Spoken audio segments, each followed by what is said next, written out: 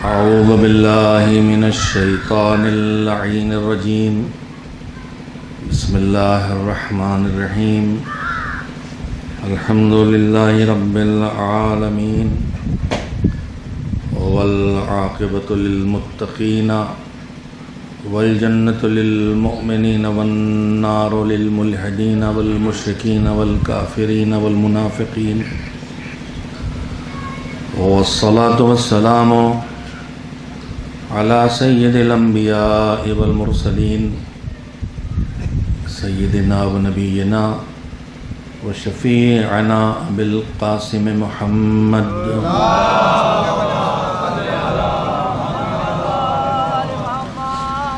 وآله الطيبين الطاهرين المعصومين المظلومين واللعنة الدائمة الباقية على أعدائهم أجمعين من الآن إلى يوم الدين. أما بعد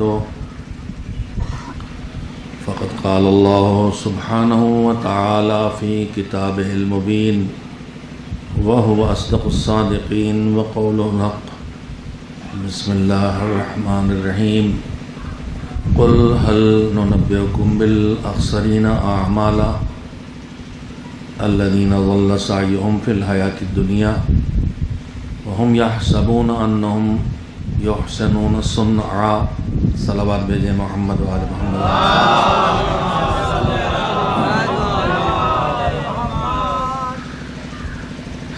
مجلس ایصال ثواب کے لیے ہم جمع ہوئے ہیں، یعنی ہمارا ہدف اور مقصد یہ ہے کہ ہم مجلس کے ذریعے اور مجلس کے گرد جو دوسرے کارہائے خیر انجام پاتے ہیں، ان سارے اعمال خیر کو انجام دے کے اس کا ثواب اس تک پہنچا سکیں جو ہے لیکن ہمارے درمیان نہیں ہے. کل تک ہمارے درمیان تھا تو ہم اس کی خدمت کر رہے تھے، لیکن مالک کے کرم نے گنجائش بڑھا دی خدمت کی جب وہ ہمارے درمیان نہیں رہا. میں نے ایک لفظ کہا تھا، شاید آپ کو متوجہ نہیں کر سکا، کہ ہے اس کی خدمت کرنا ہے جو اب بھی ہے لیکن ہمارے بیچ میں نہیں ہے. کل تک جب ہمارے درمیان ہوتا ہے وہ جس کی ہم ایصال ثواب کے لیے آئے ہیں، خدمت تب بھی کرتے تھے. مالک نے اس خدمت کے دائرے کو پھیلا دیا ہے کہ درمیان نہ رہے تب بھی خدمت تم کرو گے، مگر ایک فاصلے، ایک فرق کے ساتھ ایک اور وسعت اس نے پیدا کر دی ہے. کل تک ہم خدمت کر رہے تھے، اگر پانی ہم پلاتے تھے تو پانی ان کے بدن میں جاتا تھا، میرے بدن میں نہیں آتا تھا. پانی کا جو اثر تھا وہ ان کے لیے مرتب ہوتا تھا، میرے لیے مرتب نہیں ہوتا تھا. ہم دوا کھلاتے تھے، ہم کھانا کھلاتے تھے تو اس کا فائدہ ان کو پہنچتا تھا، مجھے نہیں پہنچتا تھا. لیکن اب خدمت کا سلسلہ یہ ہے کہ اب ہم آنے والے مہمان کو پانی بھی پلائیں گے تو اس کا فائدہ اسے بھی ملے گا جسے پلا رہے ہیں، اور اس کو بھی ملے گا جس کے لیے پلا رہے ہیں. کل تک جب تک وہ زندہ تھے خود قرآن پڑھتے تھے تو انہیں ثواب ملتا تھا. آج بدلہ یہ ہے کہ اب ہم قرآن پڑھیں گے تو ثواب انہیں بھی ملے گا، ہمیں بھی ملے گا، ہمارے میں سے کچھ کم نہیں ہوگا. تو ایصال ثواب کے لیے ہم حاضر ہوئے ہیں. اس مذہب نے، جس نے ہم کو زندگی کے ہر معاملے میں کیا کرنا ہے صرف یہی نہیں سکھایا ہے، بلکہ یہ بھی سکھایا ہے کہ کیسے کرنا ہے. صرف دعوت عمل نہیں دی ہے بلکہ سلیقہ عمل بھی عطا کیا ہے. صرف صدقہ دینے کا حکم نہیں دیا ہے بلکہ اس کی تمیز بھی سکھائی ہے۔ یہ نہیں ہے کہ کسی غریب کی مدد کرو، اس کا سلیقہ بھی سکھایا ہے کہ اس طرح مدد کرو کہ اس کا دل نہ ٹوٹے، اس کی عزت نفس کو ٹھیس نہ لگے۔ جس سلیقے کو ہمارے معصومین نے قدم قدم پہ زندگی کے سلیقے کو اپنی سیرت کے ذریعے بھی پیش کیا ہے اور اپنے ہدایات کے ذریعے بھی پیش کیا ہے۔ قرآن مجید میں مثلا اسی صدقے کے لیے ہے کہ وَلَا تُبْطِلُوا صَدَقَاتِكُمْ بِالْمَنِّ وَالْأَذَىٰ۔ کام تو تم نے کر دیا، تم نے جو دینا تھا دے دیا، تم نے غریب کی مدد کرنا تھی کر دی، لیکن یہ خیال رہے کہ خالی کوئی کام کرنا کافی نہیں ہے، اس کام کا سلیقہ بھی تمہارے اندر ہونا چاہیے۔ تم نے دیا لیکن اگر وہیں پر اس کو کہا کہ دیکھو ہم تمہاری اتنی مدد کرتے ہیں، تم نے جتایا، تو جیسے ہی تم نے کسی اچھے کام کو کر کے کسی پہ جتایا، وہیں سے تمہارا صدقہ باطل ہو گیا۔ یہ میں روایت نہیں پڑھ رہا ہوں۔ وَلَا تُبْطِلُوا صَدَقَاتِكُمْ بِالْمَنِّ وَالْأَذَىٰ۔ من عربی میں کہتے ہیں احسان کو، اور اذیٰ اذیت ہے۔ دو طریقے آدمی اپناتا ہے، یا تو کچھ ایسے جملے کہہ دیتا ہے کہ تمہارے باپ ایسے تھے اور انہوں نے ہمارے ساتھ یہ کیا، مگر دیکھو اب ہم تمہارے ساتھ یہ اچھا سلوک کر رہے ہیں، تو یہ تو اذیت ہو گئی۔ اور کچھ نہیں تو کم سے کم احسانی جتا دیتے ہیں، جس سے ہم آسانی سے چوکنا نہیں چاہتے۔ تو یہ سب چیزیں وہ ہیں جو اصل عمل سے جڑی نہیں ہیں، سلیقہ عمل سے جڑی ہیں۔ مذہب نے ہمیں صرف، میں نے کہا نا کہ عمل نہیں سکھایا، سلیقہ عمل سکھایا ہے۔ کھانا ہی نہیں بتایا کہ کیا کھاؤ کیا نہ کھاؤ، یہ بھی بتایا کیسے کھاؤ۔ ہبڑ دبڑ کر کے کھاؤ، دوسروں کے سامنے سے اونچا کچک کے اٹھا کے کھاؤ، پیالے سے اپنی پلیٹ کو اس طرح خالی کرو کہ جیسے زندگی کا آخری کھانا کھا رہے ہو۔ اتنی جلد بازی کرو کہ ایسا لگے کہ کربلا جانے کی زیارت کا جہاز چھوٹا جا رہا ہے، جلدی سے کھاؤ۔ سلیقہ عمل بھی سکھایا ہے، اس سلیقے کو ہم بہت جگہوں پہ نظر انداز کر دیتے ہیں۔ اگر ہمیں عمل سکھایا ہے مومن سے مصافحہ کرنا، تو سلیقہ عمل یہ بھی سکھایا ہے کہ دوسرے کو دھکا دے کے مصافحہ نہیں کر سکتے۔ اگر ہمیں عمل سکھایا ہے کہ مجلس میں آؤ، تو پھر یہ بھی سکھایا ہے کہ دوسرے کی چپلوں کو کچل اور رون کے یہ کار خیر کرنے نہیں آ سکتے، ورنہ تم آؤ گے نیکی کرنے اور گلے میں نیکی کا ہار تو ہوگا نہیں، کسی گناہ کا پھندا ڈال کے واپس چلے جاؤ گے۔ میں نے قرآن مجید کی جو آیت اس وقت آپ کے سامنے پڑھی ہے، وہ اسی موضوع کی طرف متوجہ کرنے کے لیے پڑھی ہے۔ ہم میں کار خیر کا جذبہ الحمدللہ ہے اور ہمیشہ سے تھا۔ فرق صرف اتنا تھا کہ آج سے 50 سال پہلے سربراہ تحریک دیداری مولانا غلام عسکری اللہ مقامہ کی تحریک دیداری سے پہلے جتنا ہمیں سکھایا گیا اتنا کر رہے تھے۔ ہمیں بس مجلس ماتم عزاداری، محفل شب بیداری سکھائی گئی تھی، وہ کر رہے تھے۔ ہمیں نماز، زکوٰۃ، خمس نہیں سکھایا گیا تھا، ہم نہیں کر رہے تھے۔ غلام عسکری آئے، انہوں نے تحریک چلائی، انہوں نے سکھایا، اب ہمارے اندر وہ عمل بھی آ گیا ہے۔ اور خطیب اعظم تابسارہ فرماتے تھے کہ ہماری قوم بے عمل نہیں ہے، بے خبر ہے، اور یہ سچائی ہے۔ ہم اکثر بے عملی کی شکایت کرتے ہیں، لیکن حقیقت یہ ہے کہ ہماری بے عملی کے پیچھے ہماری بے خبری ہے، یا ایک لفظ اگرچہ اردو میں بنتا تو نہیں مگر زبردستی بنا رہا ہوں، یا ہماری بے خبری ہے یا ہماری بد خبری ہے۔ یعنی یا تو ہم جانتے ہی نہیں یا ہمیں غلط سمجھا دیا گیا ہے۔ ہمیں پتہ ہی نہیں ہے، تو بہت سے ایسے جنہیں پتہ ہی نہیں حساب کتاب کیا، منکر نکیر کیا، برزخ کیا، قیامت کیا، اور یا پھر ایسے جنہیں سمجھا دیا گیا ہے کہ تم تو علی والے، تمہارا منکر نکیر کیا بگاڑیں گے۔ ایسے اشعار سننے کو ملتے ہی ہیں کہ جیسے ہی کوئی آئے گا ایک نعرہ ہم لگائیں گے ایسا کہ تگڑا کہ منکر نکیر قبر چھوڑ کے بھگدڑ نکل لیں گے، کٹونا کی شرط پہ نہیں دکھائی دے گا۔ یہ سب سکھایا جا رہا ہمیں۔ میں اس کے لیے کیا کہوں، بے خبری تو نہیں کہہ سکتا اسے۔ کوئی لفظ اہل ادب تشریف فرما ہے، میں ان بزرگوار سے انہی طرح کے مجالس میں کہیں 2-4 منٹ کے لیے ٹکرایا ہوں، آج ان کا ایڈریس بھی لوں گا، پتہ بھی لوں گا، اور یہ آگے ستانا بھی شروع کروں گا انشاءاللہ۔ صاحبان ذوق کی مجھے جو سجو رہتی ہے، اس لیے کہ ہم سال بھر کوئی نہ کوئی ایسے پروگرام کرتے رہتے ہیں جس میں دین بھی چاہیے، علم بھی چاہیے، ادب بھی چاہیے۔ آج ہماری محفلیں ان تینوں چیزوں سے دھیرے دھیرے خالی ہوتی جا رہی ہیں۔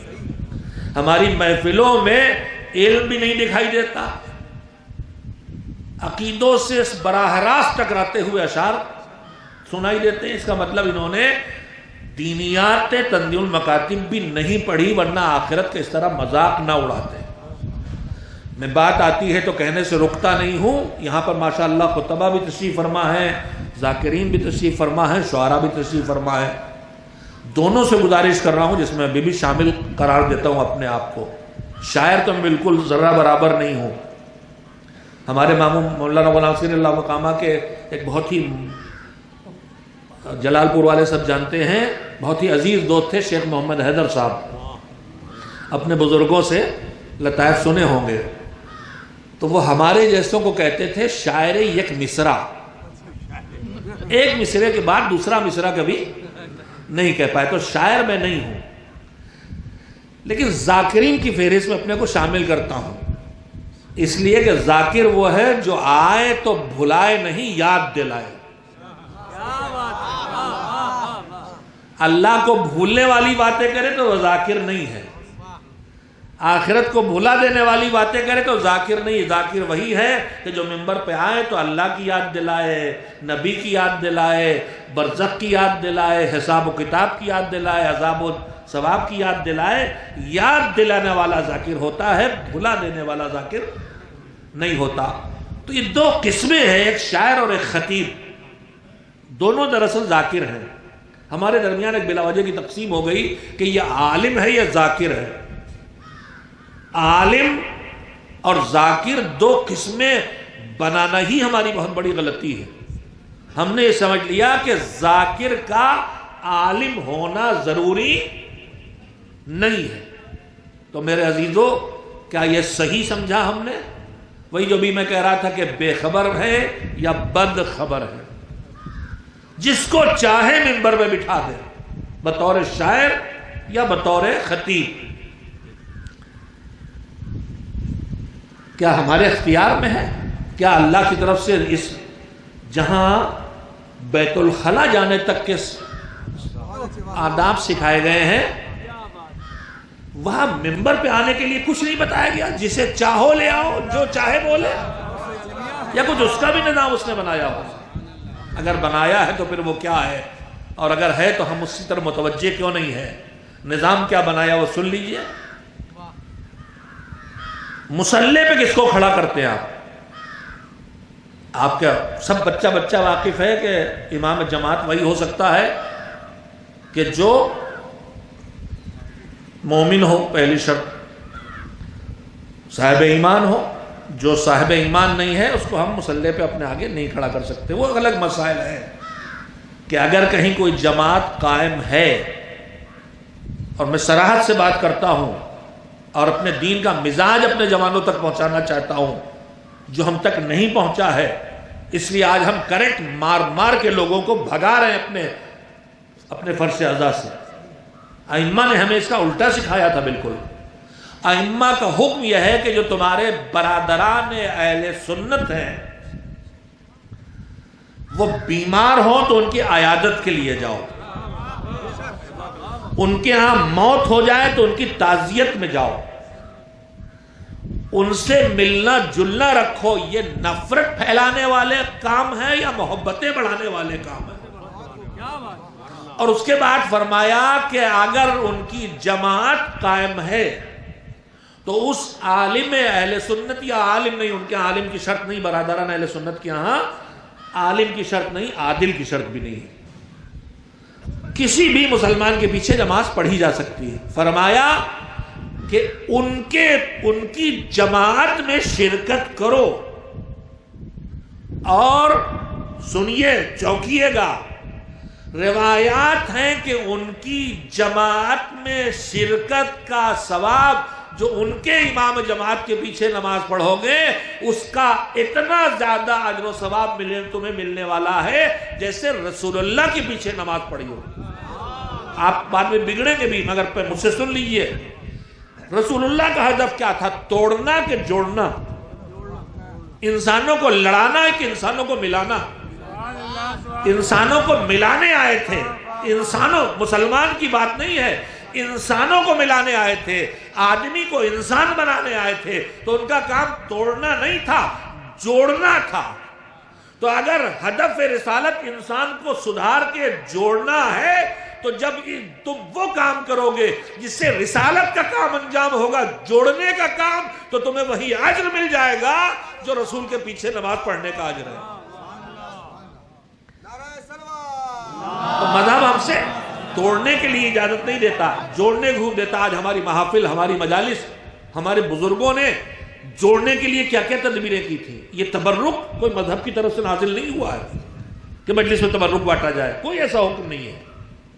اور عصر پیغمبر ائمہ میں مجالس میں تبرک بٹتا بھی نہیں تھا۔ یہ کار خیر ہے کہ نام حسین پر آئے تو ان کو کچھ دیا جائے، پانی، کھانا، کھجور، ایک حکم مطلق ہے کہ کسی بھی پیاسے کو پانی پلانے کا بے حساب ثواب ہے، کسی بھی کھانے کے ضرورت مند کو کھانا کھلانے کا بے حساب ثواب ہے، یا ضرورت مند نہ بھی ہو، برادر مومن ہے تو اس کو کھلانے کا ثواب ہے، اس لیے کہ محبت پیدا کرتی ہیں چیزیں۔ ہر وہ کام جو انسان کو انسان سے قریب لاتا ہے، مذہب اسے، اللہ اسے اپنی عبادت بنا لیتا ہے۔ میں آپ سے ہاتھ ملاتا ہوں اگر، تو میرے آپ کے ہاتھ ملانے سے اللہ کی عبادت کا کیا رشتہ ہے کوئی رشتہ؟ آپ سے ہاتھ میں ملاؤں گا تو قربت میرے دل میں آپ کے لیے، محبت آپ کے دل میں میرے لیے پیدا ہوگی۔ اللہ کہتا ہے تم ہاتھ سے ہاتھ ملاؤ، خالی تمہارے دل کینے سے صاف ہوں، تو جتنی دیر تم ہاتھ ملائے رکھو گے تمہارے وجود سے گناہ ایسے ٹوٹ ٹوٹ کے گریں گے جیسے پتجھڑ میں سوکھی پتیاں ٹوٹ ٹوٹ کے گرتی درختوں سے۔ کام میرا، عبادت اس کی۔ کیوں؟ اس لیے کہ انسان کو انسان سے قریب لا رہی ہے چیز۔ میں نے اپنے بچے کو پیار کیا محبت سے، اللہ کہتا ہے یہ بھی عبادت ہے۔ کیوں؟ اس لیے کہ میرے بچے کے دل میں میرے لیے اور محبت بڑھ رہی ہے۔ تو قریب انسان کو انسان سے لاؤ تو اللہ اسے اپنی عبادت بنا لیتا ہے، اور دور کرے تو ناپسندیدہ بھی۔ چھوٹے چھوٹے احکام پہ ہم دھیان ہی نہیں دیتے۔ مسجدوں اب تو خیر دھول نہیں جمی رہتی، مگر پہلے دھول جمی رہتی تھی۔ اب سجدے میں گئے، دھول جمی، ہم نے ایک پھونک ماری، پھونک۔ مکروہ ہے یہ، جماعت میں مسجد میں سجدے کی جگہ کو پھونکنا مکروہ ہے۔ اس لیے جب میں پھو ماروں گا تو جو آپ دائیں بائیں میرے سجدہ کر رہے ہیں، آپ تک وہ جو پھو کی دھول آئے گی، آپ جھجکیں گے، ذرا سے ہٹیں گے ضرور۔ اتنی سی دوری بھی اللہ کو پسند نہیں مومن سے مومن۔ کچا لہسن، کچی پیاز کھا کے آنا مکروہ، یعنی منہ سے بھپکے مارتے ہوئے مسجد میں نہ آؤ، مسواک کر کے برش کر کے آؤ، یعنی بدبو لے کے نہ آؤ۔ اگر میں میرے منہ سے پائریا کی بدبو آ رہی، وہ برش کیے بغیر چلا آیا تو آپ قریب ہوں گے۔ ایک مرتبہ جو بولوں گا، ایک بھپکا ماروں گا تو آپ ایک بار لرز کے جھجکیں گے۔ اللہ مومن کو مومن سے اتنی دور بھی ہونا دیکھنا پسند نہیں کرتا۔ تو انسان کو انسان سے قریب لینے کے لیے آئے تھے۔ تو ہمارے یہاں جو نظام امامت جماعت ہے، امام جماعت کا مومن ہونا شرط ہے۔ پھر امام جماعت نماز کے اتنے مسائل سے واقف ہو کہ جس کے لیے وہ نماز صحیح پڑھ لے، اور نماز میں اگر کوئی بھول چوک ہونے لگے تو اس کی تدبیر بھی کر لے، یہ نہیں کہ توڑ کے پھر سے شروع کر دی۔ اس کی اجازت مذہب نہیں دیتا۔ اتنا علم ہو اس کے پاس، جن میں خاص کر کے شکیات نماز ہے، اسے اتنا علم بھی ہو۔ تو پہلی شرط ایمان، دوسری شرط اتنا علم جس علم کے ذریعے اس کام کو ٹھیک سے کرے جس کام کو کرنے کے لیے ہم نے اسے یہاں مصلی پہ کھڑا کیا ہے، وہ ہے نماز۔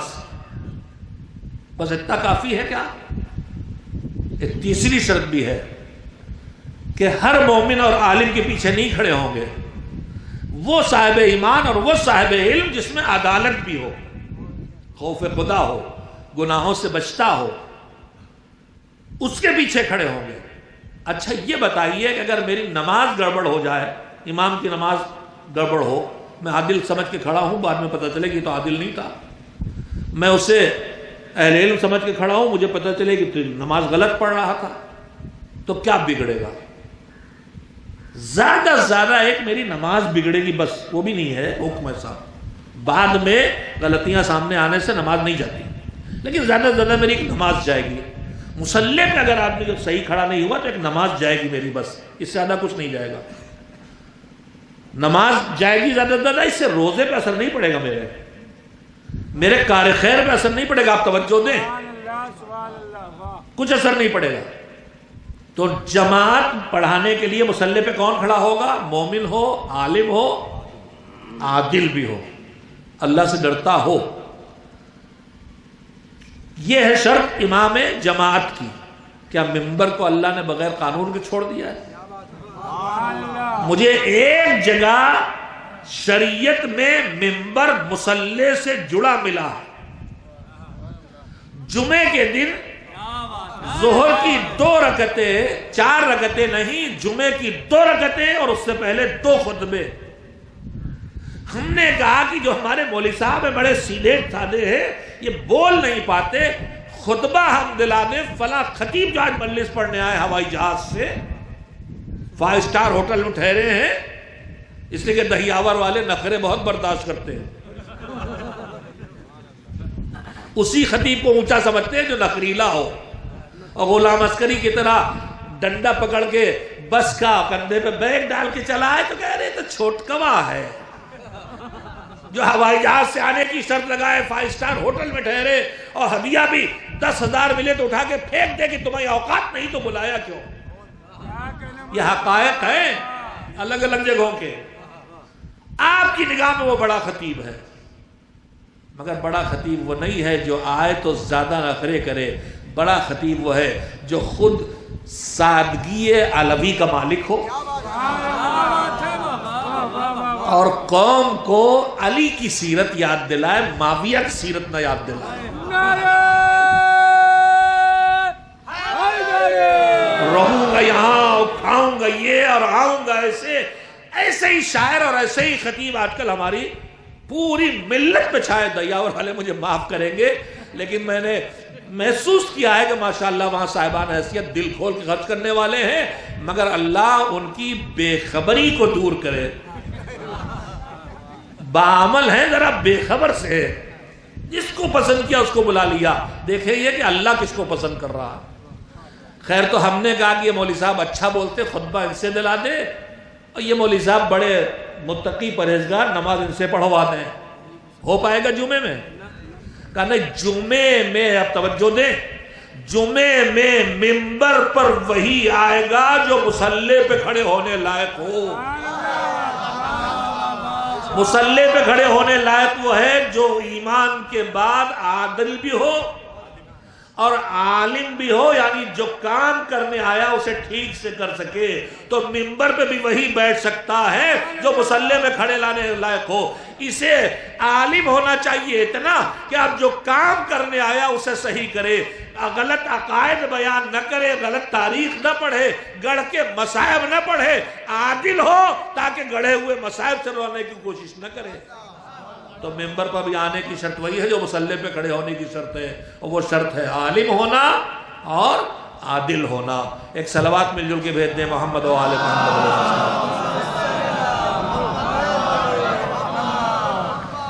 کیا دہیاور والے سب ناراض ہو گئے؟ کوئی صلوات نہیں بھیجے گا؟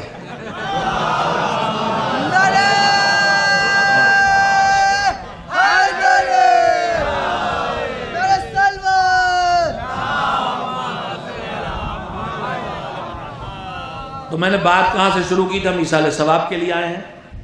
ایصال ثواب کا مطلب یہ ہے کہ جو ہے ہمارے درمیان نہیں ہے اس کے لیے کچھ کرنا چاہتے ہیں جس سے اس کو ثواب پہنچے. اب جو یہ کرنا چاہتے ہیں تو اس کرنے میں صرف عمل ہمیں نہیں سکھایا ہے، مذہب نے سلیقہ عمل بھی سکھایا ہے. اس وقت جو ہم سے 2 کمیاں ہیں ہمارے بیچ، بلکہ 3 ہیں، تینوں ہیں. کہیں کہیں ہمیں جتنے عقائد سے واقفیت ہونا چاہیے اس میں ہم کمزور ہیں. یہ جو علول جلول اشعار اور خطبے پیش کیے جاتے ہیں، جھوٹی روایتیں گڑگڑ بھیجی جاتی ہیں اور پھر ہم غلو کی طرف مائل ہو جاتے ہیں. اس کے پیچھے اصلی وجہ یہ ہے کہ ہم نے توحید ٹھیک سے نہیں پڑھی. خالی دعوے داری کر رہے ہیں کہ ہمارے عقیدے بڑے مضبوط ہیں. اگر آپ کی توحید ہی کمزور ہے تو توحید ہی تو جڑ ہے نبوت و امامت اور قیامت کی. کہاں سے آپ کا عقیدہ مضبوط ہو سکتا ہے جب توحید مضبوط نہیں؟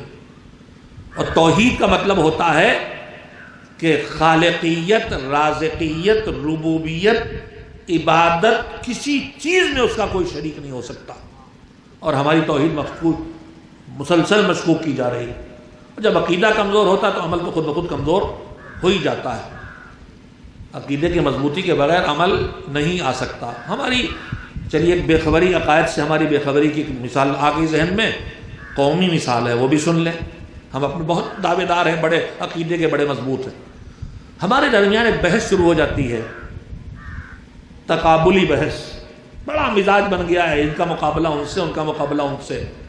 کبھی جناب مریم و حضرت زہرا کا مقابلہ کرایا جا رہا ہے، کبھی رسول اللہ حضرت علی کا مقابلہ ہو رہا ہے۔ ہمارا ایک عجیب و غریب مزاج بن گیا مقابلے بازی کا، ممبر کے لیے مناسب بھی نہیں، وقت بھی مناسب نہیں، مگر یہ ہمارا مزاج معلوم ہے کہاں سے بنا۔ زمینداری کے دور میں جب ہم فاضل بیٹھے رہتے تھے تو بٹیریں لڑاتے تھے، تیتل لڑاتے تھے، مرغے لڑاتے تھے۔ وہ ذوق اب ہم ماداللہ یہاں آ کے پورا کر رہے ہیں مقابلے کا، ورنہ اللہ نے جس کو جہاں رکھا ہے اس کی وہی ضرورت ہے، وہ اسی جگہ کے لیے ہے اور وہی اس کا شرف ہے۔ ہم آپ ہوتے کون ادھر ادھر کرنے والے، مگر ہمارے یہاں بحث ہوتی، مقابلے کی بحث، اسی بحث میں ایک بحث سے نماز اور عزاداری کی، اور اسی میں کہا جاتا ہے کہ عزاداری جو ہے صاحب وہ تو عقیدے کی چیز ہے اور نماز عمل ہے۔ مجلس عقیدہ، عزاداری عقیدہ، نماز عمل۔ یہی نہیں جانتے کہ عقیدہ کسے کہتے ہیں اور عمل کسے کہتے ہیں۔ عقیدہ اس نظریے کا نام ہے جو انسان کے اندر اتنا مضبوط ہو جائے، چاہے دلیلوں کے ذریعے چاہے کسی بھی ذریعے، کہ اسے کھرچ کے ہٹایا نہ جا سکے۔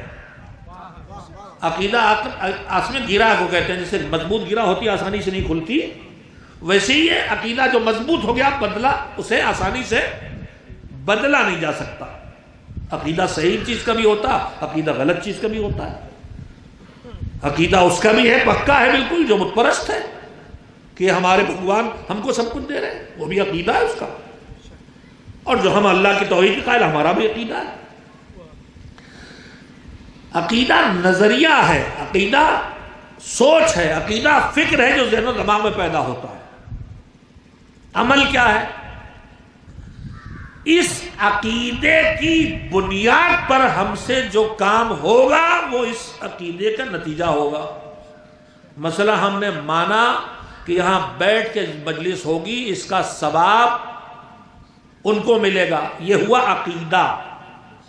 اب اس عقیدے کا عمل کیا ہوا؟ یہ مجلس۔ عقیدہ ہے توحید تو اس عقیدے کا نتیجہ ہے نماز۔ عقیدہ ہے توحید تو اس عقیدے کا نتیجہ ہے سجدہ۔ عقیدہ ہے توحید تو اس عقیدے کے سے نکلا ہوا عمل ہے رکوع و قیام و قنوت و تلاوت قرآن و کار خیر، سب کچھ۔ تو عقیدے سے عمل نکلتا ہے۔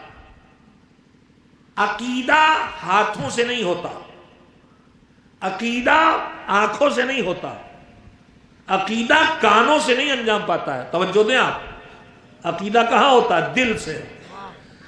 عقیدہ بھی عمل ہے مگر دل کے عمل کا نام ہے، دماغ کے عمل کا نام ہے، اور جو عمل ہے وہ ہاتھ پیروں کا، یہ ہے اصول، وہ ہے فروع۔ تو جو دل کا عمل ہے وہ عقیدہ ہے، جو ہاتھ پیروں کا عمل ہے وہ فروع ہے، عقیدہ نہیں ہے، عمل ہے۔ میرا عقیدہ ہے توحید تو میرے پیشانی خاک پہ کہیں سجدہ کیا، یہ ہے عمل اور فروع دین میں اس سے نکلا ہے۔ میں چاہتا ہوں بچہ بھی میری بات کو سمجھ لے۔ اب میں آپ سے پوچھتا ہوں کہ توحید کا نتیجہ نماز، توحید کا نتیجہ روزہ، توحید کا نتیجہ زکوٰۃ خیرات، میں پہلے آپ سے پوچھتا ہوں کہ یہ ماتم عقیدہ ہے کہ عمل؟ آپ کہہ رہے تھے عقیدے کی بات ہے۔ ماتم عقیدہ ہے؟ اگر عقیدہ ہے تو دل میں یا حسین ہونا چاہیے، بس۔ ہاتھ چلا تو یہ عقیدہ نہیں ہے، عمل ہے۔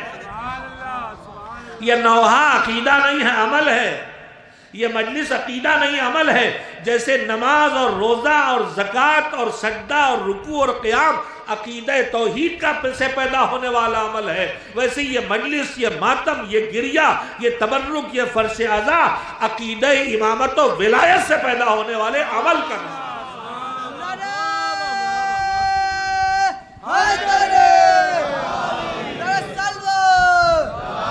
صاحب یہ عقیدے کی بات ہے، عقیدے کی بات نہیں ہے، عقیدے سے پیدا ہونے والے عمل کی بات ہے.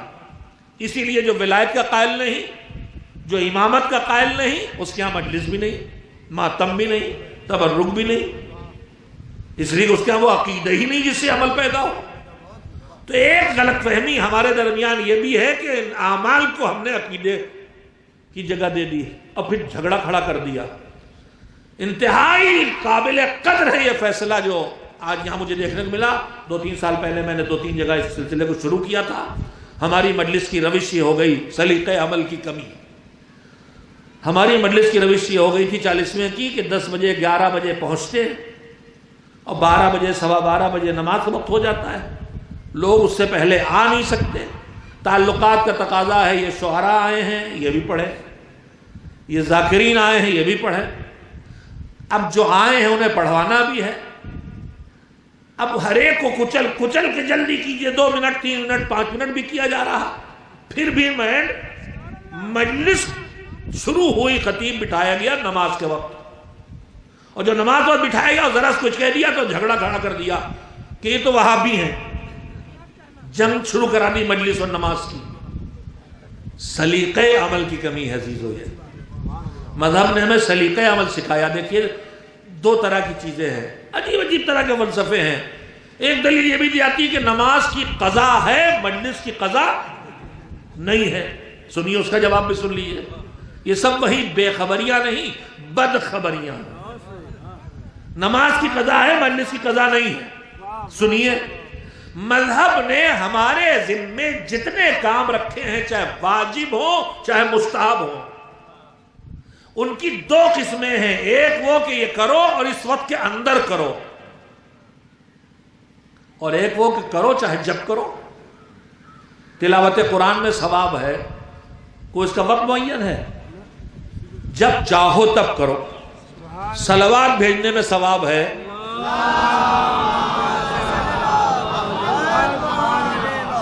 پیچھے والے قائل ہیں کہ اس کا وقت معین ہے، خالی آگے والے قائل ہیں جب چاہو کرو.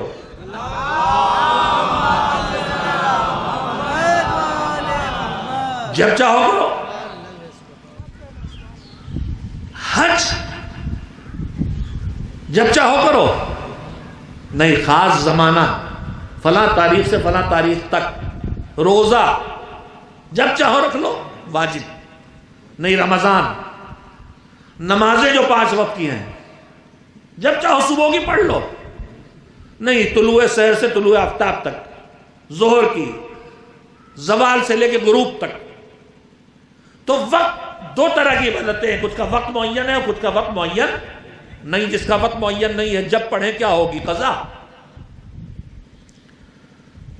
زیارت کا کوئی وقت معین ہے؟ ہم جب زیارت کرنے جائیں تو کیا نیت کریں گے؟ زیارت امام حسین پڑھتا ہوں، قضا.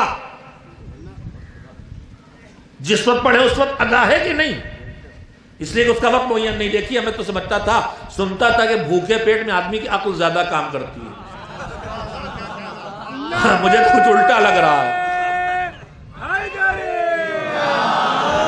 جدید سائنس میں یہ بھی بتایا گیا ہے کہ شوگر ڈاؤن ہونے پہ عقل سب سے پہلے ماری جاتی ہے.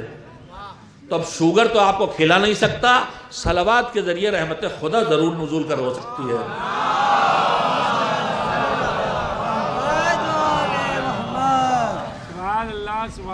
تو 2 طرح کے عمل ہے، کچھ کا وقت معین ہے کچھ کا وقت معین نہیں ہے. جس کام کا وقت معین نہیں، جب کریں وہ کیا ہوگا؟ قضا کے ادا. زیارت جب پڑھیں ادا، صلوات جب پڑھیں ادا، تلاوت جب کریں ادا، صدقہ جب دے ادا. مگر فطرے کا وقت معین ہے. اب اگر اس وقت نہ دے تو قضا. نماز کا وقت معین ہے، نہ کرے تو قضا. تو قضا وہاں ہوتی ہے جس کا کوئی وقت معین ہو. اب سنو دلیل کہ نماز کی قضا ہے، مجلس کی قضا نہیں ہے۔ اللہ نے قضا رکھی کیوں؟ وقت معین کیا نماز کا، میں سوتا رہ گیا نہیں پڑھی، اب اٹھا پریشان ہوں، یا اللہ اتنا بڑا گناہ ہو گیا، اب کیا کروں؟ اس کی رحمت کہتی نہیں، میں نے دروازہ کھلا رکھا ہے، قضا کر لے۔ جوانی میں اور گزار کی نمازیں پڑھی نہیں، اب پچھتا رہا ہوں، اتنی نمازیں چھوٹ گئیں، کیا کروں؟ کا رحمت ہے، توبہ کر، قضا پڑھ ڈال۔ تو قضا بھی رحمت الہی ہے، جہاں وقت معین ہوگا وہیں قضا آئے گی، اور جہاں وقت معین ہے ہی نہیں، جب بھی عمل خیر ہوگا تو ادا ہوگی۔ ہے ایک بات، اب دوسری بات اور سن لیں تو نتیجے تک پہنچے گا ذہن۔ یہ جو نماز سے مجلس مقابلہ ہے، نماز کا وقت معین ہے، اور ہر نماز کے 3 وقت ہیں۔ ایک اول وقت، نماز جمعہ کب ہوتی ہے؟ اول وقت زوال آفتاب کے 5-7 منٹ کے اندر اندر ایک اول وقت، جس کا ثواب سب سے زیادہ۔ اول وقت وہی جو عام لوگ کہیں کہ بھائی اول وقت پڑھ لی، 5-7-8 منٹ، اگر سستانی نے 8 منٹ سے آگے کو اول وقت نہیں مانا ہے۔ اب اس کے بعد دوسرا کون سا وقت ہے نماز کا؟ وقت فضیلت، یعنی یہ ثواب بہت ہے اس میں، وہ ہر نماز کا سائے سے جوڑا اللہ نے۔ مثلا نماز ظہر کا جو لکڑی کھڑی ہے اس کا سایہ جتنا لمبا ہو جائے، جس کا خلاصہ بنتا ہے، مثلا آج کل نماز ظہر جب دن بڑے ہو رہے ہیں تو گھنٹے بھر سے زیادہ وقت فضیلت رہتا ہے، کبھی 40 منٹ رہ جاتا ہے، گھٹتا بڑھتا رہتا ہے، یہ وقت فضیلت ہے۔ جب یہ وقت فضیلت بھی ختم ہو گیا، مثلا ظہر کا وقت فضیلت مثال کے طور پر آج کل 1 گھنٹہ ہے، تو 12:15 بجے اگر نماز کا وقت ہے تو 1:15 بجے فضیلت ختم ہو گئی، عصر کی مثلا 2:30 بجے ختم ہو گئی۔ اب 1:15 بجے سے سورج ڈوبنے تک، 2:30 بجے سے سورج ڈوبنے تک جو وقت بچا، یہ کیا ہے؟ نہ یہ اول وقت ہے نہ وقت فضیلت ہے، مگر وقت ہے، اس میں پڑھو تو ادا ہے۔ تو 3 قسمیں ہو گئیں، ایک اول وقت سب سے بڑا ثواب، پھر وقت فضیلت، اور پھر اس کے بعد وہ وقت جو کافی ہے، بس کہ پڑھ لی، قضا نہیں ہوئی، گنہگار نہیں ہوئے۔ تو نماز کے تو 3 وقت ہیں، اس لیے کہ اس کا وقت معین ہے، مگر مجلس کے لیے کوئی وقت معین ہے؟ اگر مجلس کا کوئی وقت معین نہیں ہے تو پھر مجھے کہنے لیجئے، چاہے صبح 3:30 بجے ہو تب بھی وہی اس کا اول وقت بھی ہے، وہی وقت فضیلت بھی ہے، اور چاہے شام کو 6:30 بجے ہو وہی اول وقت بھی ہے، وہی وقت فضیلت بھی ہے۔ تو پھر ٹکراؤ کیوں؟ سلیقہ ایمانی کا استعمال کرو، جہاں وقت معین ہے اسے وقت معین میں انجام دے لو، جہاں وقت معین نہیں ہے، گنجائش ہے، اسے انجام دیتے رہو۔ اسی لیے کسی نے بڑا اچھا نعرہ دیا ہے کہ نماز بر وقت، مجلس ہر وقت۔ ایک صلوات بھیجئے محمد و آل محمد۔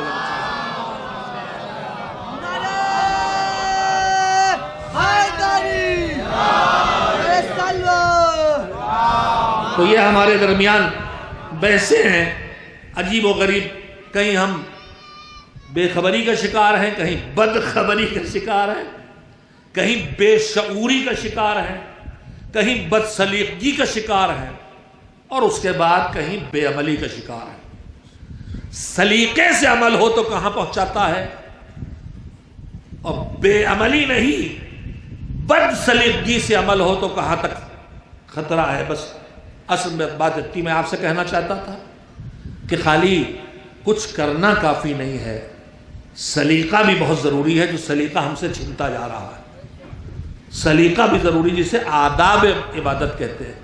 خالی نماز پڑھنا کافی نہیں ہے، نماز کو اس کے آداب کے ساتھ پڑھنا ہے۔ خالی مجلس و محفل کا ڈالنا کافی نہیں ہے، اس کے اندر شعور و سلیقہ دینی ہونا چاہیے، جو ہمارے درمیان گھٹتا چلا جا رہا ہے۔ دیکھیے عمل اگر سلیقے سے شروع کیا جائے تو کہاں سے کہاں تک کیا کیا لاتا ہے۔ بس جلدی سے میری سن لیں، کم سے کم ثواب کتنا ہے؟ روز مجلس ہم سنتے ہیں، بتانا پڑے گا آپ کو۔ کوئی بھی عمل اگر ہم نے کیا تو کم سے کم اجر و ثواب کتنا ملتا اللہ کی طرف سے؟ 10 گنا۔ اللہ کی طرف سے اعلان ہے قرآن مجید میں، من جاء بالحسنۃ فلہ 10 امثالھا، ایک نیکی کرو گے تو 10 گنا اس کا تمہیں اجر و ثواب ملے گا، مگر 10 گنا ہی نہیں ہے، ذرا کوالٹی بڑھی تو 70 گنا، 7000 گنا، 7 لاکھ گنا. اور وہاں بھی آتا ہے کہ جب اجر اتنا دے دیتا ہے کہ گن ہی نہیں سکتے. یہی نماز جماعت، اس میں 10 نمازی کھڑے ہو جائیں اگر تو کتنا ثواب ہے. ایک امام 9 نمازی کل 10 کھڑے ہو جائیں تو روایت یہ کہتی ہے کہ اگر سارے درخت قلم بنا دیے جائیں، ساری چھالیں درختوں کی کاغذ بنا دی جائیں، سارے سمندر اور دریا روشنائی بنا دیے جائیں، اور سارے جن و انس مل کے لکھیں تو بھی اس جماعت کے ثواب کا اجر نہیں لکھ پائیں گے. تو یہ کوالٹی سے بڑھ رہا ہے نا ثواب. یہی 2 رکعت خالی 10 ثواب لے کے آتی ہے، یہی 70 رکعت، یہی 100 رکعت، 100 ثواب، 1000 ثواب، اجر و ثواب تک آتا ہے. ہمارا عمل اجر و ثواب لاتا ہے، لامحدود ثواب تک پہنچاتا ہے. مگر کبھی کبھی اجر و عمل مومن اتنا اونچا ہوتا ہے کہ مالک کہتا اب یہاں پر خالی اجر اور ثواب کافی نہیں ہے، اب قبولیت عمل اس سے آگے لے جاتی ہے. آپ کے سامنے ساری مثالیں ہیں، بچپن سے سنتے آ رہے ہیں، خالی غور کرنے کی کمی ہے. یہ بتائیے کہ سورہ دہر جن حالات میں نازل ہوا وہاں کیا ہوا تھا؟ روزے کی نذر کی تھی، منت مانی تھی، روزہ رکھ کے افطاری، روز جو کھانے کے لیے ایک روٹی ملی تھی مانگنے والوں کو دے دی، اور مانگنے والوں کو دی تو بھوکے رہ کے اگلے دن کا روزہ رکھا، اور دی اس طرح کہ انہوں نے کچھ نہیں کہا تھا، اللہ نے ان کے دل و دماغ کی ترجمانی کی کہ ہم جو تمہیں یہ کچھ دے رہے ہیں لا نرید منکم جزاء ولا شکورا، نہ تم سے ہمیں کوئی جزا چاہیے نہ تمہارا شکریہ چاہیے. یہ اہل بیت نے کہا تھوڑی تھا فقراء سے، یہ تو اللہ ان کے دل کی ترجمانی کر رہا ہے. اللہ کہہ رہا ہے ان کے اندر یہ جذبہ ہے کہ جو کچھ بھی کر رہے ہیں نہ انہیں ہم سے بدلہ چاہیے نہ شکریہ چاہیے. تو جب یہاں پہ آ جائے عمل تو کیا اب یہاں پہ وہی رہے گا؟ اچھا چلیے 1 منٹ اور رکیے. علی روز رات بھر نمازوں میں جاگتے. اب پیغمبر نے کہا آج سو جاؤ بستر پہ میرے، ہجرت کرنا ہے مجھے، دشمنوں کی تلواروں میں سونا. علی سو گئے. تو علی سو گئے تو اللہ نے اس عمل کو پسند کیا. تو اب پسند کیا تو کیا بس جزا پہ رک گیا؟ نہیں، علی کا عمل پسند آیا تو اس نے کہا وَمِنَ النَّاسِ مَن يَشْرِي نَفْسَهُ ابْتِغَاءَ مَرْضَاتِ اللَّهِ. یہ عمل اتنا اونچا ہو گیا ہے کہ اب یہ جزا سے اس کی بھرپائی ہونے والی نہیں، اس کے بدلے میں تو رضا پروردگاری سے ملنا ہے. تو کوالٹی بڑھی تو جزا سے رضا تک آ گیا. اب آپ تھکی گئے ہیں مگر بات تو پوری کرنا ہی پڑے گی مجھے. کوالٹی بڑھی تو جزا سے رضا تک آ گیا. اچھا عمل کس کا؟ بندے کا. رضا کس کی؟ پروردگار کی. نعمتیں کدھر سے؟ اللہ سے. تو نعمتوں پر شکریہ کس کا؟ بندے کا. مگر دہر میں کیا ہوا؟ روٹی کی بات آ گئی، آپ کو اور بھوک لگ گئی. اچھا اس سوکھی روٹی سے تو آپ کا کام بھی چلنے والا نہیں. جو کی روٹی بھلا زمیندار لوگ کھائیں گے. اب جو روٹی دی اور اللہ کے لیے دی، توجہ دے، میں بہت قیمتی باتیں بہت ایک ایک جملے میں آپ سے کہہ رہا ہوں. عمل اونچا اٹھا تو رضا تک آیا. عمل بندے کا، رضا اللہ کی. نعمتیں اللہ کی، شکریہ بندے کا. مگر یہاں ایسا عمل کر دیا کہ اللہ کہتا ہے اب شکریہ بندے کا نہیں ہے. ایک تو ہم تمہیں جزا دیں گے، اور پھر قرآن میں اللہ کہتا ہے وَكَانَ سَعْيُكُمْ مَشْكُورًا. تم نے وہ اونچی کوالٹی کا عمل انجام دیا ہے کہ اب اللہ تمہارا شکریہ ادا کر رہا ہے. تو بندے کا عمل اور اونچا اٹھا تو لائق شکریہ بن گیا. مگر اور اس سے آگے بھی تاریخ اعمال کے قبولیت کی تاریخ قرآن و حدیث کی روشنی میں پڑھے تو دکھائی دیتی ہے. عمل بندے کا، جزا اللہ کی. عمل بندے کا، رضا اللہ کی. عمل بندے کا، شکریہ اللہ کا. آگے بڑھیے، مجلسیں سنتے ہیں، دیکھیں کتنا حاضر دماغ ہیں آپ. میں ایک آیت پڑھتا ہوں. الم یجد کا یتیمن فآوا. کیا اللہ نے تم کو یتیم پا کے پناہ نہیں دی؟ دوسری آیت ہے وَوَجَدَكَ عَائِلًا فَأَغْنَىٰ، تمہیں ضرورت مند پا کے تمہیں غنی نہیں بنا دیا؟ یہ بتائیے کہ پناہ کس نے دی؟ پناہ دی ابو طالب نے۔ پیسہ کس نے دیا؟ پیسہ دیا خدیجہ نے۔ اللہ کہہ رہا ہے کہ پناہ میں نے دی، پیسہ میں نے دیا۔ اب تک عمل تھا بندے کا جزا خدا کی، عمل بندے کا رضا خدا کی، عمل بندے کا شکریہ خدا کی۔ اب عمل اتنا اونچا اٹھا کہ کہتا یہ تو عمل ہی میرا ہے۔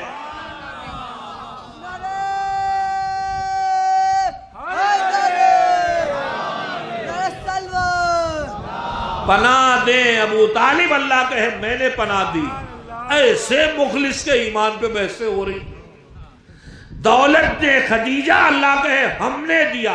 اتنا اونچا عمل، یہ معصومین کا شرف ہے پوری، اور کسی کو نصیب نہیں ہوا ان کے علاوہ، ورنہ اللہ نے پیغمبر سے کہا وما رمیت اذ رمیت ولکن اللہ رما۔ یہ جو آپ نے کنکریاں پھینکی آپ نے نہیں، اللہ نے پھینکی۔ وما ينطق عن الهوى ان هو الا وحی یوحی، جو آپ بولتے ہیں یہ آپ نہیں بولتے ہیں، اللہ ہے، اس کی بات ہے جو آپ بول رہے ہیں۔ غیر معصوم دنیا میں ان دو کے علاوہ مجھے نہیں دکھائی دیتا کہ اللہ ان کے عمل کو اپنا عمل قرار دے۔ تو ایک کوالٹی تو یہ ہے کہ جزا دلائے، رضا دلائے، شکریہ تک پہنچائے، اللہ اپنا عمل بنا لے، یہ ہے اڑان والی۔ لیکن خدا نہ کرے میں بس جو سنانے آیا تھا، جو ابھی تک آیت کا ترجمہ نہیں کیا میں نے، سورہ کہف کی آیت نمبر 31 ہے جہاں تک میری یادداشت صحیح ہے انشاءاللہ، کہف کا ہے، یقیناً 31 آیت ہو یا کچھ ادھر ادھر ہو جائے۔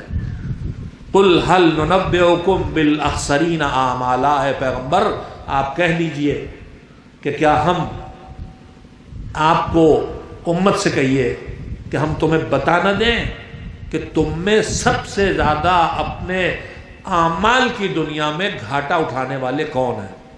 بے عمل کی بات نہیں ہو رہی، بے دین کی بات نہیں ہو رہی، با عمل کی بات ہو رہی۔ نمازی، روزہ دار، مجلس، ماتم، محفل، صدقہ، خیرات، زیارت، حج، عمرہ سب کر رہا، چندہ سب۔ قُلْ هَلْ نُنَبِّئُكُمْ بِالْأَخْسَرِينَ أَعْمَالًا، جو اپنے اعمال کی دنیا میں سب سے زیادہ گھاٹا اٹھانے والے وہ کون ہیں؟ میں اس پہ ذرا تشریح سے گفتگو کرنا چاہتا ہوں، لیکن وقت نہیں رہ گیا، کم سے کم سرخی تو سن لیں۔ ایک طرف عمل اونچا جائے تو جزا سے شروع ہو، رضا اور شکریہ سے گزرتا ہوا اللہ کا کام بن جائے، اور دوسری طرف گرے تو کہاں گر کے جا سکتا ہے؟ ہماری نماز، ہماری مجلس، ہماری شب بیداری، ہمارا جلوس سب۔ قُلْ هَلْ نُنَبِّئُكُمْ بِالْأَخْسَرِينَ أَعْمَالًا، کیا ہم تمہیں خبر دیں، باخبر بنائیں کہ تم میں سب سے زیادہ گھاٹا اٹھانے والا کون ہے اعمال کی دنیا میں؟ الذین ضل سعیہم فی الحیاۃ الدنیا، دنیا کی زندگی میں جن کی ہر کوشش راستہ بہک گئی۔ ذرا سی اس آیت کا مطلب سن لیں، ہماری ہر عمل خیر کی کوشش کا ہدف کیا ہے؟ قربتاً الی اللہ۔ نماز پڑھتا ہوں قربتاً الی اللہ، نماز مجلس میں جا رہا ہوں، چاہے زبان سے کہیں چاہے نہ کہیں، دماغ میں ہے، آپ مجلس میں آئے، آپ نے نیت نہیں کی لفظوں میں، لیکن آپ کا ارادہ کیا ہے؟ ثواب لینا اللہ سے، قربت حاصل کرنا، یہی تو ہے نا۔ قربت اللہ کے بغیر کوئی عمل عبادت نہیں بنتا۔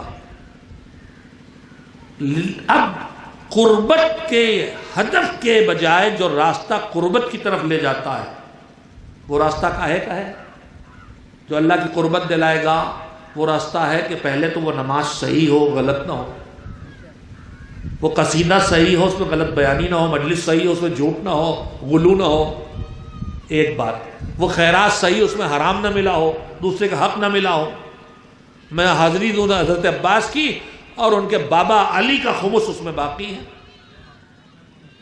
تو پہلی بات تو کہ عمل صحیح ہو، نماز میں پڑھو کتنی مگر صحیح تو ہو، پہلی شرط ہے عمل صحیح ہو، دوسری شرط ہے خلوص، تیسری شرط ہے ریاکاری کا نہ ہونا، نام کی اور شہرت کی فکر نہ ہونا۔ جب یہ شرطیں پوری کرو گے تو اللہ کی بارگاہ میں قبول ہونے کے لائق بنے گا۔ اب ہم ساری زندگی اگر قربت کے لیے کر رہے ہیں اور ہٹ گیا راستہ سے کہ ہمیں تو پوسٹر میں اپنا نام چھپوانا ہے، ہمیں تو نیم پلیٹ لگوانا ہے، ہمیں تو واہ واہ لینا ہے، تو ساری زندگی کوششیں بھی ہوتی رہیں اور ساری زندگی کوششیں ضائع بھی ہوتی رہیں۔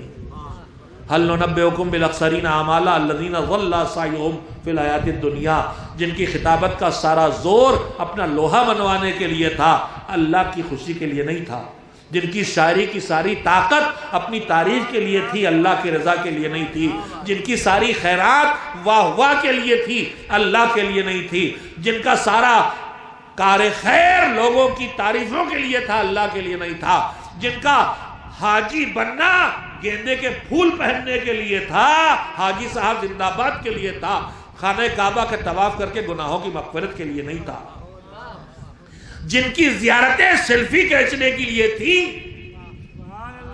بی بی زہرا کو پرسہ دینے کے لیے نہیں تھی، وہ سب سوچے۔ چاروں طرف سلیقہ عمل کی کمی بڑھتی چلی جا رہی ہے۔ الذین ضل سعیہم فی الحیاۃ الدنیا، منزل تھی قربت خدا، اس سے ہٹ گئے تو گئی کوششیں سب بیکار ہو جائیں گی۔ وَهُمْ يَحْسَبُونَ أَنَّهُمْ يُحْسِنُونَ صُنْعًا، اور وہ یہ سمجھ رہے ہیں کہ وہ اچھے کام کیے چلے جا رہے ہیں، ہم نے اتنی نماز پڑھی، اتنا روزہ رکھا، اتنی خیرات کی، مگر سب اللہ کی طرف سے ہٹی ہوئی چیز۔ میں نے تھوڑی سی خوش سی بات آپ سے کر لی، لیکن آپ کے چہرے بھی مرجھائے سے ہو گئے، مگر آپ کے ذہن بس اتنا سے محفوظ کر لیں کہ خالی نیکی کرنا کافی نہیں ہے، اس نیکی کا ہدف بھی ہونا چاہیے اللہ کی رضا کا حصول، قربت پروردگار۔ اگر یہ ہدف بنا کے نیکی کریں گے تو یہ کوششیں بیکار نہیں جائیں گی۔ وقت ختم ہو گیا، میں پمفلیٹ لے کے آیا تھا ادارے کے، اسکیم آپ کے سامنے، مولانا نے مختصر سا اس کا تذکرہ کر دیا، میں واجب ہے کہ میں آپ کے سامنے رکھوں۔ ہم نے دو مسائل قوم کے ایک ساتھ محسوس کیے، ایک وہ ان کی دین سے بے خبری کہ دینی تعلیم ضروری ہے بچے کے لیے تاکہ وہ انجینئر بنے تو بالوں میں نہ ملائے، چوری نہ کرے، ڈاکٹر بنے تو کڈنی نہ چورائے، ممبر پہ آئے تو بے ایمانی کی باتیں نہ کرے، شاعری بھی کرے تو دینداری کی شاعری کرے، بے ایمان انسان نہ بنے، اس لیے اسے مکتب کی دینی تعلیم دی جائے، چاہے وہ آگے سیاست میں جائے، چاہے تجارت میں جائے، چاہے صحافت میں جائے، رہے اچھا انسان اور اچھا دیندار۔ یہ ہدف تھا، مولانا غلام حسین نے اسی لیے اس کو شروع کیا۔ مکاتب کی تعداد ضرور بڑھی، بچوں کی تعداد بھی ضرور بڑھی، لیکن ہم مسلسل اس بات کو دیکھتے رہے کہ بستی میں 100 بچے ہیں، مکتب میں 20 آتے ہیں۔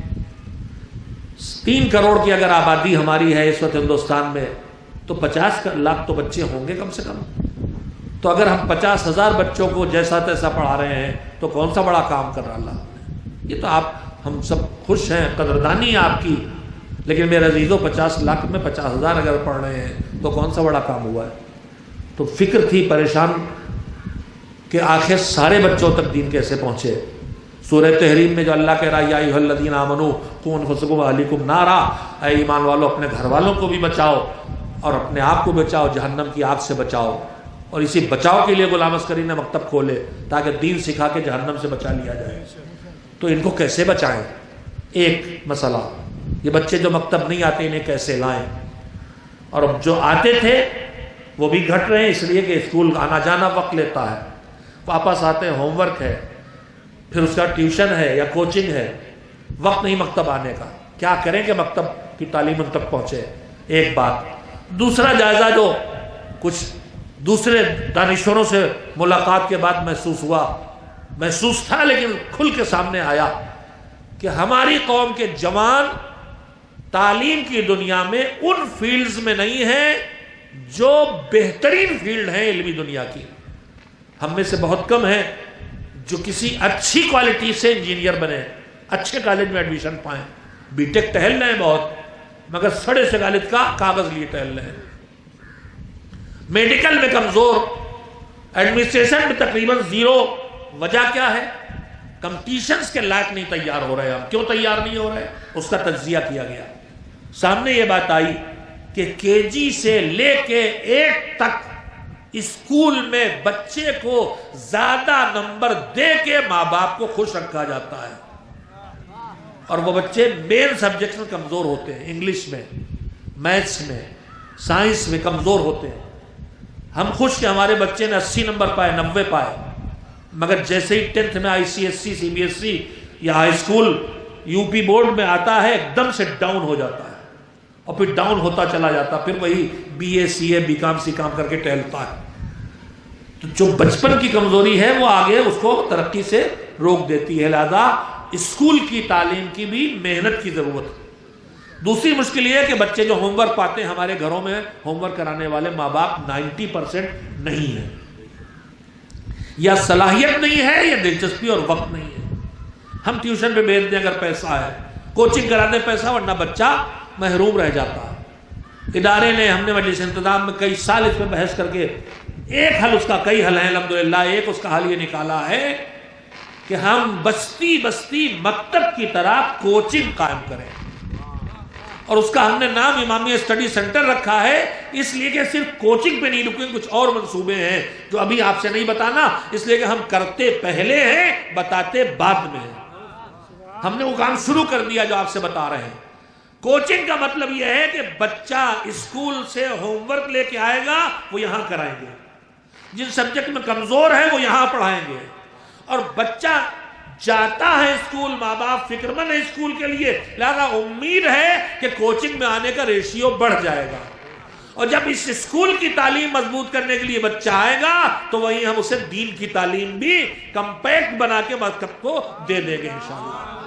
ایک ہی چھت کے نیچے غلام عسکری کا منصوبہ یہی تھا پہلے کہ اسکول اور مکتب قائم کرو، مگر اسکول کے لیے بہت بڑے انفراسٹرکچر کی ضرورت تھی جو نہ کر سکے، اور اب اسکول کھولنے کی ضرورت ہمیں ادارے کو نہیں، ہر جگہ اسکول کھولے ہوئے ہیں، ہم اس اسٹینڈرڈ کے اسکول نہیں چلا سکتے کہ ہر بچے کو وہاں دوسرے اسکولوں سے کھینچ لائیں، مگر ہر بچے کو ہوم ورک کرنا ہے، ہر بچے کو ٹیوشن چاہیے یا کوچنگ چاہیے، لہذا انشاءاللہ امامیہ اسٹڈی سینٹر کے نام سے انشاءاللہ اس کام کو ہم شروع کر چکے ہیں، اور جتنے مومنین یہاں بیٹھے ہیں آپ سے دعوت ہے کہ آپ اپنی بستی میں اس اسٹڈی سینٹر کو شروع کریں۔ سسٹم وہی ہوگا، ویسی گاؤں کی مجلس عام مجلس انتظام بنے گی، اور ویسے ہی آپ بھی خرچہ دیں گے، ہم بھی خرچہ دیں گے۔ ہم فی الحال ہر ٹیچر پر 1500 روپیہ دیں گے۔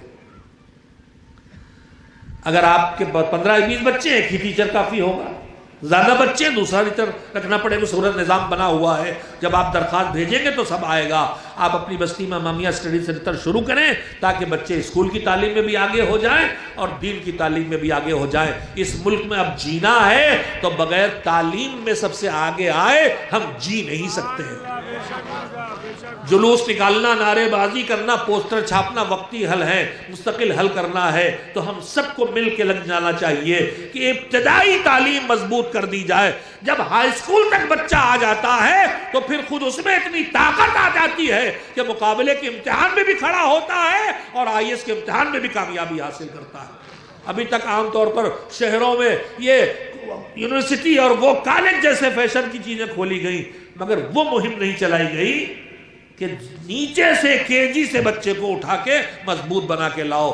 وقت نہیں اس سے زیادہ بات کرنے کا، آپ سے گزارش ہے کہ اس سلسلے میں آپ اپنی بستیوں میں قیام کریں، اس چیز کا درخواست بھیجیں، ہم انسپکٹر بھیجیں گے، آپ کی مدد کریں گے، آپ اپنے علاقے کے ٹیچرز کو ڈھونڈیں، ہم سلیکشن کریں گے، ہماری کمیٹیز بنائی ہم نے جو یا ویڈیو کالنگ کے ذریعے سلیکشن کر لیں گی یا دوسرے ذریعوں سے۔ ایک دوسری اسکیم جو ہم نے شروع کر دی 13 رجب کو، آپ سے جلدی سے بتا دیں کہ بچے کے پاس مکتب جانے کا وقت نہیں ہے، جو وقت ہم نے رکھا بچے کا وقت خالی نہیں، یہاں جہاں ہم نے مکتب رکھا وہاں تک بچہ پہنچ نہیں پاتا۔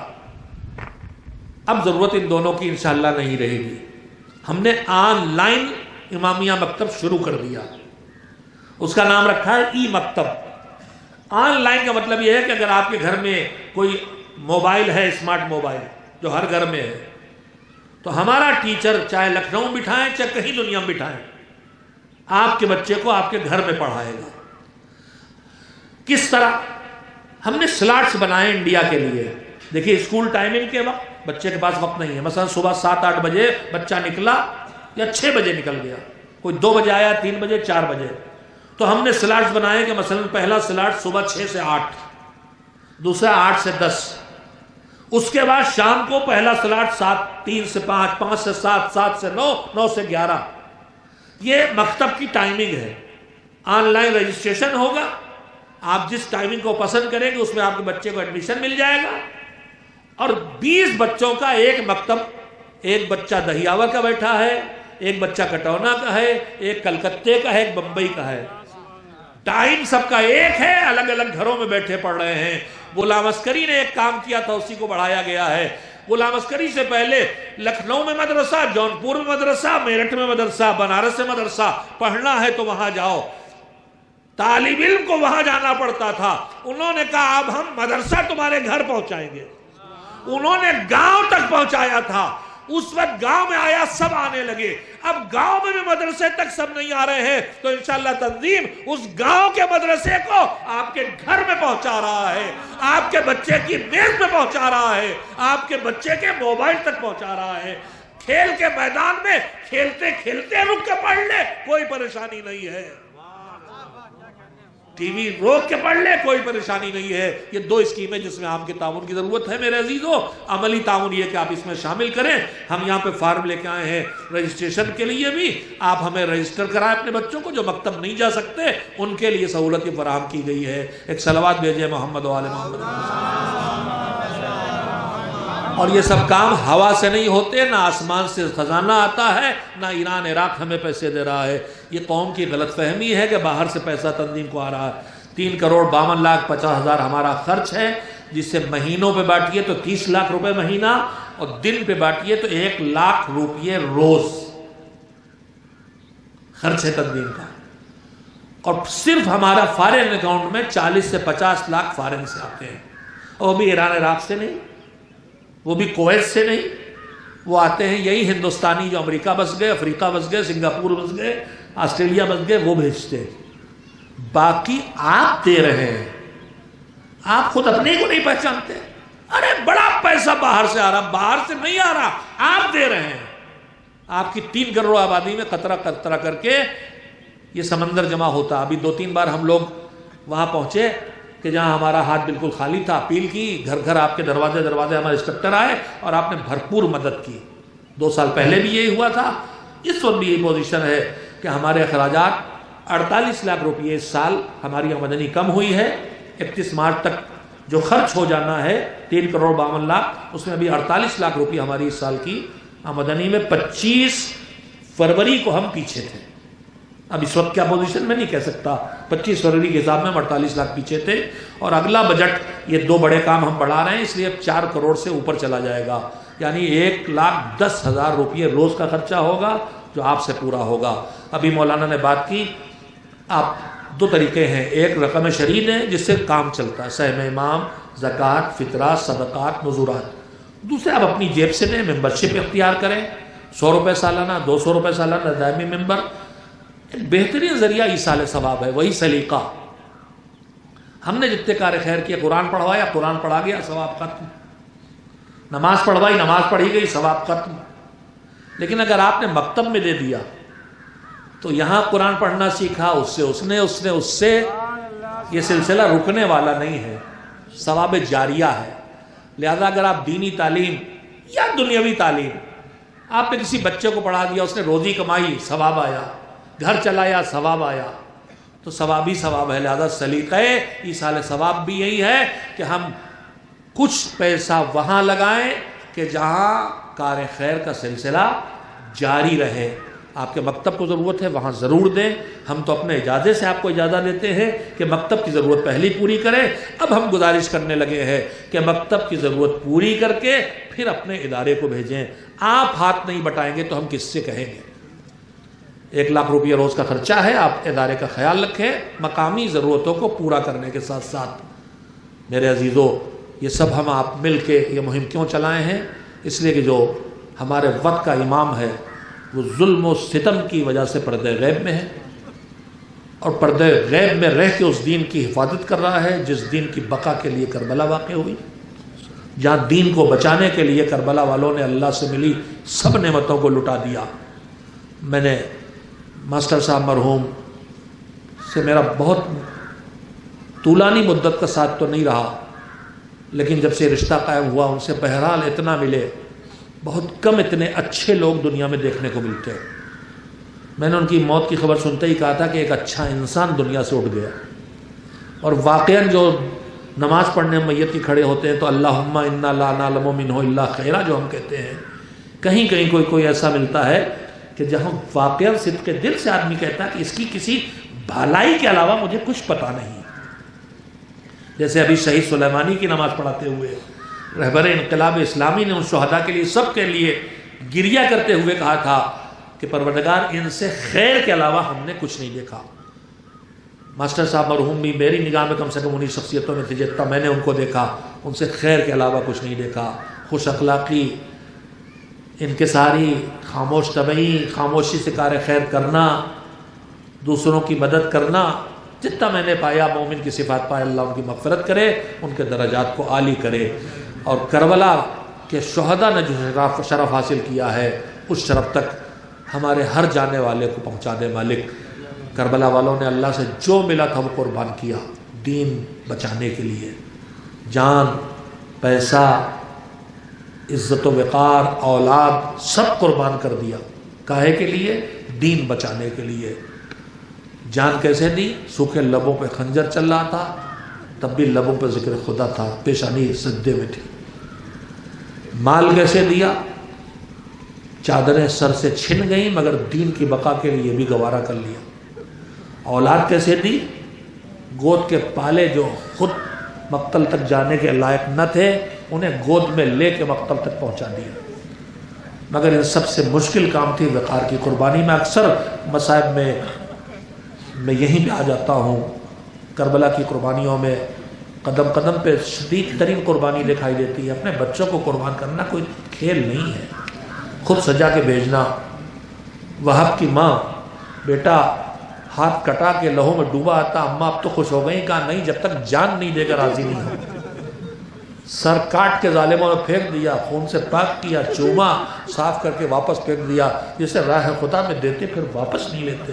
ایسی مائیں نہیں دیکھنے کو ملتی. مگر کربلا والوں کے ہاں آج زینبیہ کی حفاظت کے لیے شام میں، چاہے کربلا اور نجف کی حفاظت کے لیے نہ جانے کتنے گمنام شہید ہیں جن کی مائیں وہب کی طرح قربانیاں دے دے کے خوش ہیں. ابھی میں نے دیکھا کہ کسی شہید کی شہادت کی خبر آئی، جنازہ آیا تو اس کی ماں نے شاید اسی کا اسلحہ رہا ہوگا، اس کا پسٹل یا رائفل لے کے فائر کیا یہ ظاہر کرنے کے لیے کہ آج میں اتنی خوش ہوں کہ میرا بیٹا راہ خدا میں قربان ہو گیا. مگر ان سب کے لیے سب سے دشوار چیز ہے وقار کی قربانی، عزت کی قربانی. جس کا ثبوت یہ ہے کہ جب عصر عاشور خیمے جل گئے، بیویاں دوڑ دوڑ کے نکل رہی ہیں، سروں سے چادریں چھن گئی ہیں، ایک دوسرے سے لپٹ لپٹ کے ظالم نگاہوں سے خود کو بچا رہی ہیں. آخری خیمے میں سب جمع. امام وقت بستر پر غش میں، پھوپھی نے بازو ہلایا، بیٹا آنکھیں کھولو، تمہارا باپ شہید ہو گیا، تم امام وقت ہو. ہمارے سروں سے چادریں چھن گئی، خیمے جل گئے. اب دو راہیں ہیں، یا زندہ جل کے مر جائیں یا بغیر چادر کے ظالموں کے نرغے میں نکلے. زینب کو اس سوال کہہ رہا تھا، ان کے لیے زندہ جل کے مر جانا آسان تھا مگر ظالموں کے نرغے میں نکلنا مشکل تھا. مگر دیکھیے آپ کتنی عظیم قربانی ہے کہ پھوپھی اماں جان بچا کے بابا کا پیغام پہنچانا ہے. زینب نکلی، چلو بیویوں خیموں سے باہر نکلو. میں نے خطیب اعظم طاووس سرا سے جملہ سنا کہ تاریخ نے جملے تو نہیں لکھے مگر کربلا کو دیکھ کے احساس ہوتا ہے ساری بیویاں خیموں سے نکل گئیں، ایک ننھی سی بچی زمین پہ بیٹھی ہوئی ہے. زینب کہہ رہی سکینہ اٹھو، خیمے سے باہر چلو. سکینہ کہہ رہی بوبی ابا کیسے چلوں، سر پہ چادر نہیں ہے. کہا بیٹی دیکھو نگاہ ڈالو، تمہارے پھوپھی کے سر پہ بھی چادر نہیں. زینب لٹے قافلے کو لے کے خیمے سے نکل آئی، وقار کی قربانی دے دی، ننگے سر نکالنا گوارا کر لیا. مگر ایک حسین کی امانت ہے جو خیمے میں رہ گئی ہے. وہ کون سی امانت ہے؟ ارے ایک مرتبہ راوی کہتا میں نے دیکھا ایک بی بی جلتے خیمے کے قریب آتی ہے اور آگ کی شدت سے پیچھے ہٹ جاتی. قریب آیا، کیا چھوٹا؟ کہا کچھ نہیں، سب چھن گیا. کہا پھر جلتے خیمے میں کیوں جانا چاہتی ہو؟ کہا میرے بھیا کی نشانی بستر پہ غش کے عالم میں ہے. ایک بار چادر سمیٹی، یا علی کہہ کے جلتے خیموں میں قدم رکھا. بیٹے کے بے ہوش جسم کو کلیجے سے لگا کے نکال کے لا کے جلتی ریت پہ لٹایا. شاید کربلا کا رک کر کے آواز دی، ہو بھیا اکبر کو تم نے اٹھایا تھا، تو بھڑکتی ہوئی آگ نہیں تھی، بچوں کا سہارا لے لیا، یہ لو تمہاری بہن تمہاری امانت کو نکال کے لے آئی، یہ لو بھیا تمہاری بہن نے تمہاری امانت کی حفاظت کر لی۔ شاید کربلا کے میدان سے آواز آئی ہو، بہن تیرا شکر گزار ہوں کہ تو نے دین کی بقا کے لیے یہ قربانیاں دے دی۔ وَسَيَعْلَمُ الَّذِينَ ظَلَمُوا أَيَّ مُنْقَلَبٍ يَنْقَلِبُونَ۔ اللہ لعنت اللہ علی القوم الظالمین۔ اللہم تقبل منا انکا انت السمیع العلیم۔ پروردگار ہماری اس مجلس سے، ان ساری عبادتوں سے جو بھی ہمیں اجر و ثواب ملا معبود، ہم اسے اپنے ہادیوں کی خدمت میں ہدیہ کرتے ہیں، اور اس سے جو مزید اجر و ثواب حاصل ہو اسے مرحوم ابن حسن صاحب کی روح تک پہنچا دے۔ پروردگار ہم سب کے گناہوں کو معاف فرما، ہمیں شعور دینداری عنایت فرما، ہمیں دین کے واجبات پر عمل کرنے کی توفیق عنایت فرما، ہماری جسمانی اور روحانی بیماریوں سے ہمیں شفا دے، ہم میں جو تندرست ہیں ان کو وسعت رزق عنایت فرما، ہم سب کو روزیوں میں وسعت کے ساتھ برکت عنایت فرما، جو بے روزگار ہیں انہیں روزگار عنایت فرما، جن گھروں میں بیٹیوں کی عمر ہو گئی شادی کے ان کے لیے مناسب اور دیندار رشتے عنایت فرما۔ پروردگار جو دنیا سے چلے گئے ان کی مغفرت فرما، جو بیماریوں کا شکار انہیں شفا عنایت فرما۔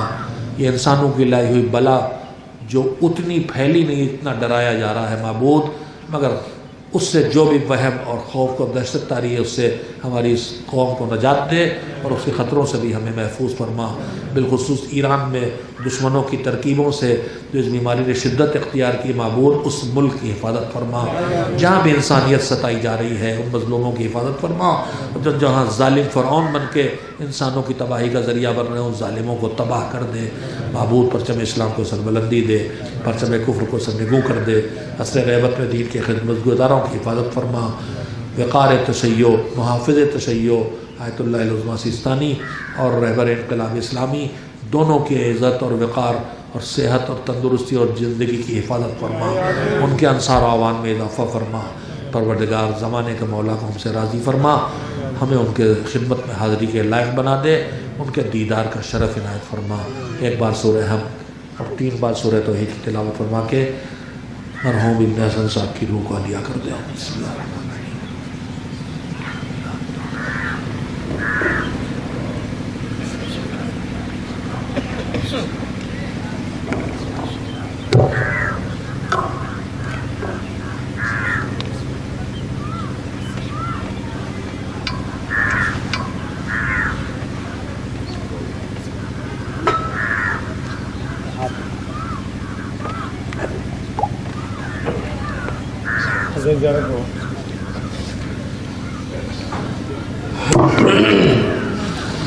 السلام علیکم یا ابا عبداللہ، السلام علیکم یا ابن رسول اللہ، السلام علیکم یا ابا الفضل العباس ابن امیر المؤمنین، السلام علیکم جمیعا شہداء کربلا و شہداء کربلا ورحمۃ اللہ وبرکاتہ، السلام علیکم یا غریب الغرباء، السلام علیکم یا معین الضعفاء والفقراء، السلام علیکم یا شمس الشموس وانیس النفوس، السلام علیکم یا ابا الحسن علی ابن موسى الرضا الراد بالقدر والقضاء ورحمۃ اللہ وبرکاتہ، السلام علیکم یا صاحب العصر والزمان، السلام علیکم یا خلیفۃ الرحمن، السلام علیکم یا شریک القرآن، السلام علیکم یا مظہر الایمان، السلام علیکم یا دافع الشر والعدوان، السلام علیکم یا امام زماننا هذا عجل اللہ تعالی فرجک وسان اللہ تعالی مخرجک وظہورک وجعلنا من عوانک وانصارک ورحمۃ اللہ وبرکاتہ۔